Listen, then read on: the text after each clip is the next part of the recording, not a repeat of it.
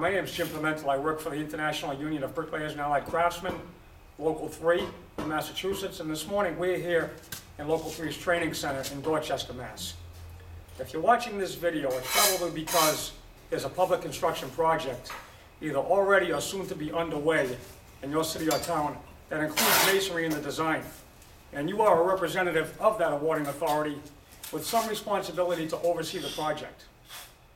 We have produced this video to help you understand how workers in the masonry industry are constantly being misclassified on public construction projects. By misclassified, I mean they are being assigned certain types of duties associated with masonry construction, jobs that according to Mass Division of Occupational Safety regulations are supposed to command a bricklayer's wage, but instead they are being paid at a significantly lower laborer's rate. This type of misclassification cheats the worker, lowers the standard of quality of work being performed, and gives the contractor an unfair advantage over his competition that is bidding the work according to state regulations. Everyone realizes that the man with the trowel in his hand is a bricklayer and deserves his wage. But there are several other ancillary duties associated with the construction of masonry walls. Duties that command the same wage, and these are the ones we would like to talk to you about and demonstrate to you this morning. Here to help me do that is one of our apprentices, Declan Flanagan, and our assistant apprenticeship administrator, Bob Matola, which is behind the camera. Thank you, gentlemen. What we will do is just run through each of these duties very briefly. Declan will be demonstrating while I describe what he is doing, so that you will have a visual idea of what to look for if you are charged with compliance duties as part of your job. Thank you for taking the time to review this video.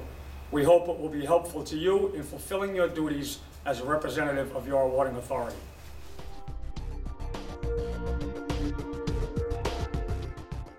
So here we are. First of all, we're going to be demonstrating the washing down of a brick wall. Typically that would be done with a hose first. The reason why you have to add the water first is so that the acid does not stain the mortar joints or the masonry. So now once the wall is wet, you would apply the acid water solution over the wall, and you would start going over it. Wherever there were any ridges or any mortar splashings, he would hit that with the rubbing stone.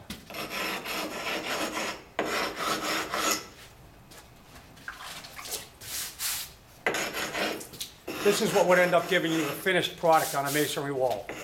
No matter how good the bricklayer is, normally after he lays the brick and joints off the work, there's going to be little ridges left on the joints. That's what he's trying to get rid of by washing down.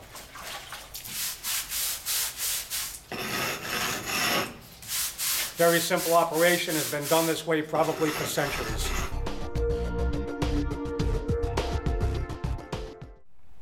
Next, we just want to illustrate rubbing a block wall. This is basically the same operation as washing down the brick wall, but without the water.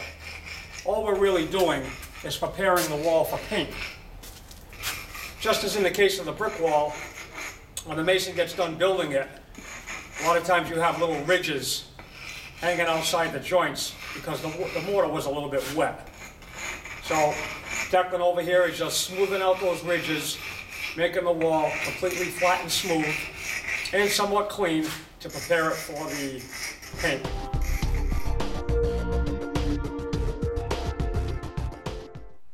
Okay, now Declan is illustrating screwing wall ties into the backup wall. In cavity wall construction, where masonry is on the veneer, sometimes you have a block backup. Other cases you have a metal stud and Den's glass backup. That's what we're trying to illustrate here. Screwing wall ties into the metal stud. Anything that goes into the construction of the wall is supposed to be done by the bricklayer.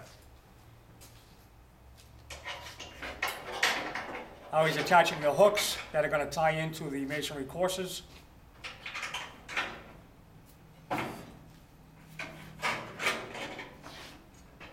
That's it.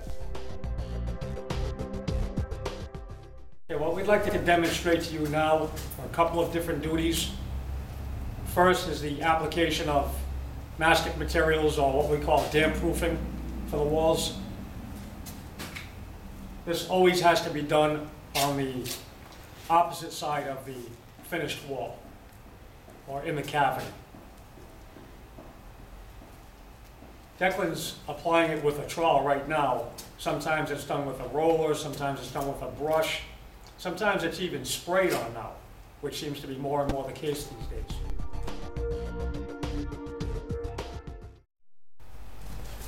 And now Declan's going to put on a piece of rigid insulation.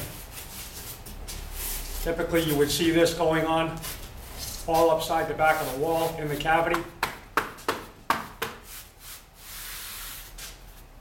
And that's it.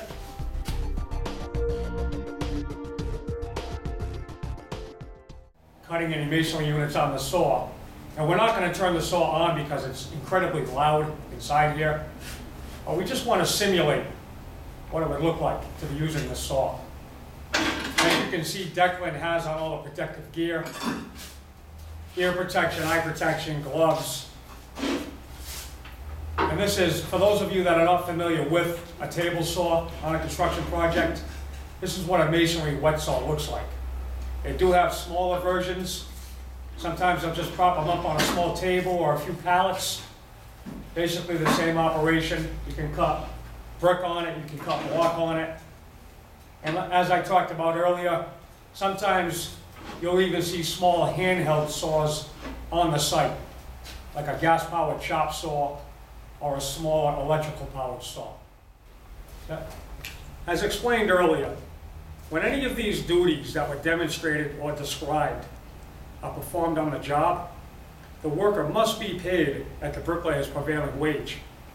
If they are being paid anything less, it is a violation of the law and the worker is being misclassified. Thank you again.